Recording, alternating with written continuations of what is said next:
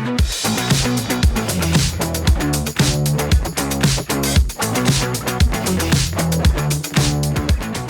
name's Collin Hart, and today I'm going to talk about a recent transaction we closed. This one's involving a dermatology practice in central Kentucky. So we were approached by this group about succession planning options. They're in a smaller market, but dominant in their region. And so there were some competing practices, but all of those are solo practitioners. We had a 2 MD group with probably 5 mid-levels. So they're really dominant, they really control the market, and if you need dermatology care, you go to this practice in the region. So the 2 partners, the 2 surgeons were the only partners. They own both the practice and the real estate equally. There was no surgery center, at least yet, and so they're equal partners, and so they control all the cards, right? They control the practice side of the equation and the real estate. So they can really dictate the value of their real estate by moving their rent up or down. And so we sat down with them, with their attorney, with their CPA, to really understand their long-term objectives. Both of them were later in their careers, call them late 50s, so they might have 5, 7, 10 more years to practice, but they understood that they needed to figure out a succession plan. And so we talked to them about the potential of a sale and leaseback transaction, but there were some sensitivities in the discussion. The first one was there's a lot of consolidation in healthcare, so they were really considering the potential path of selling their practice to private equity. So they really wanted to make sure that if they sold their real estate, it wouldn't inhibit a sale of their practice down the road. Now they weren't sure, but they wanted to leave their options open on that side.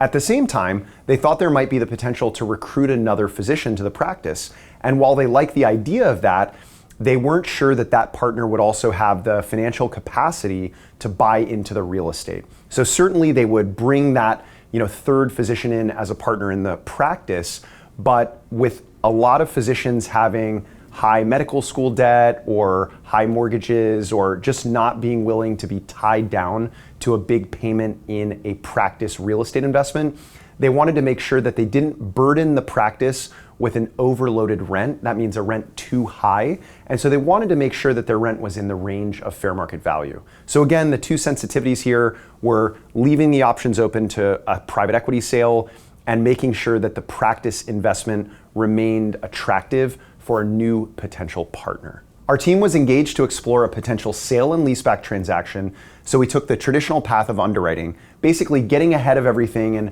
bringing ourselves up to speed on the practice, the geography, and their long-term objectives so that we ensure we reach a transaction that is the best potential outcome for them. Now, of course, there can be some challenges transacting real estate in smaller markets.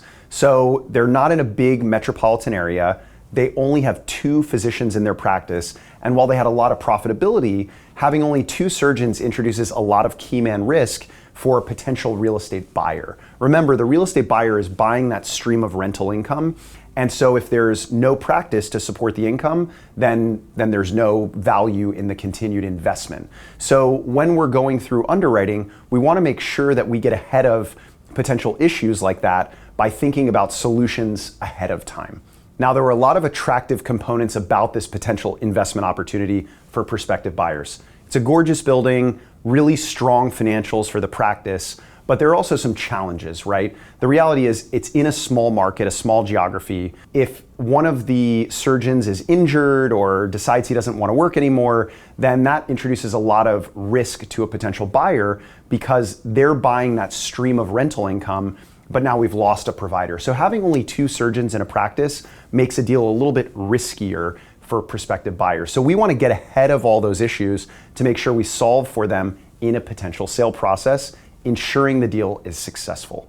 We ran our traditional call for offers process where we solicited bids from prospective buyers over the course of 3 weeks. And at the end of that 3-week period, we had generated 5 offers. So if we had only 1 offer, we don't have a lot of room to negotiate, but if we have 5, well, we have more leverage. And so we went through that process, negotiating each of those offers up a little bit, leveraging those prospective buyers against each other to reach the best possible price and terms. In the end, we identified the best potential buyer, and this wasn't only the highest price, although certainly their price was high, but it also involved certainty of execution. Our clients were really focused on making sure the deal got done. Now, how did we solve for the fact that there's only 2 surgeons and having that key man risk in this potential investment opportunity for the new landlord? So there's a solution we used, and this is referred to as a co-investment. So in a structure like this, the physicians sell the building, their practice leases the building back, but instead of the physicians getting 100% of the proceeds from the sale of the building, they leave a little bit of money in the deal. Not crazy, but still a couple $100,000 in order to basically show that their interests are aligned with that of the landlord. So a structure like that provided enough comfort to the potential landlord that they were excited about the transaction. At the same time, for the physicians, they continue to be an owner in the building, which means they benefit from their portion of cash flow because they remain a small owner of the building. It means that they get the same depreciation benefits that they've always gotten.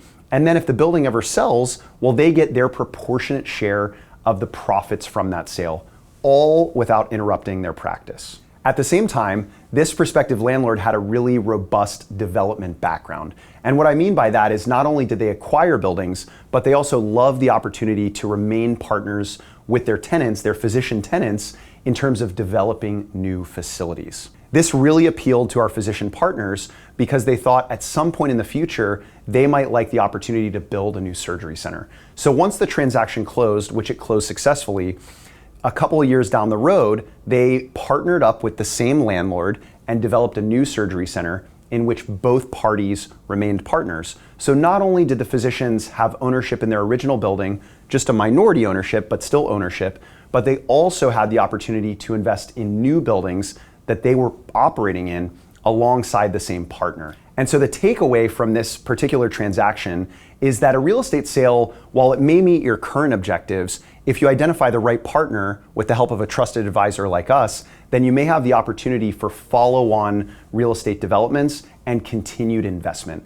A lot of potential real estate buyers really look at these transactions as more of a partnership than just a landlord and tenant relationship. Now, you may not look at it like that, and you may not want a real estate partner, but what I'm trying to share is that there are a variety of options and opportunities for you depending on your objectives.